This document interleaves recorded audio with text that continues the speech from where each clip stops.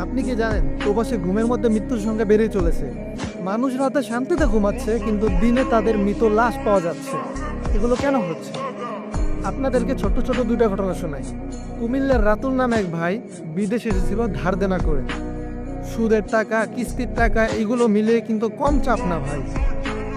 নিয়মিত কাজ না থাকায় বাড়ি থেকে পরিবারের লোকেরা পর্যন্ত তার সাথে ঝামেলা করে। বাড়িতে কিস্তির লোক এসে বসে থাকে, শুধু অশান্তি আর অশান্তি, শুধু টেনশন আর টেনশন। ফলাফল একদিন ঘুমের মধ্যে শেষ। জুয়েল নামে এক ভদ্রলোক, বয়স তার মাত্র 30, কিন্তু ঘুমের মধ্যেই শেষ। এমনটা কেন ভাই? একজন তরতাজা যুবক, সবে মাত্র বিয়ে করেছিল, একজন শক্তিশালী যুবক, তাহলে ঘুমের ভেতরে সে কিভাবে মারা গেল? আজকে জানলাম পারিবারিক চাপ ভাই। পারিবারিক সমস্যায় পারিবারিক চাপে সে কয়েক মাস যাবৎ ভুগতেছিল। রাতে ঠিক মতো ঘুমাতে পর্যন্ত পারছিল না। সে তার মাকেও বোঝাতে পারতো না, তার বউকেও বোঝাতে পারতো না। প্রতিদিন তার বাড়িতে ঝামেলা হতো।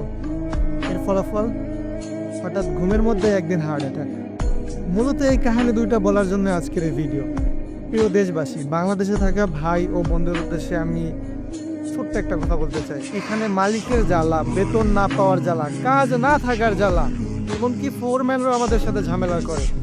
এর মধ্যে যদি দেশ থেকেও আপনারা আমাদের জন্য জ্বালা আর ঝামেলা পাঠান, তাহলে আমরা বাঁচবোটা কি করে বলেন? আর কিছু বলতে চাই না, শুধু একটাই কথা, আল্লাহ তুমি আমার প্রবাসী ভাই ও বাবাদেরকে সুস্থ রাখো। ভিডিওটি ভালো লাগলে অবশ্যই একটি লাইক করবেন আর বন্ধুদের মাঝে শেয়ার করে দেন, তারাও যেন এই ঘটনা সম্পর্কে জানতে পারে। পারলে আপনার ফ্যামিলি মেম্বার বা বাংলাদেশি মানুষদের সাথে শেয়ার করেন, তারা যেন অন্তত বুঝতে পারে আমাদের কষ্টের বিষয়।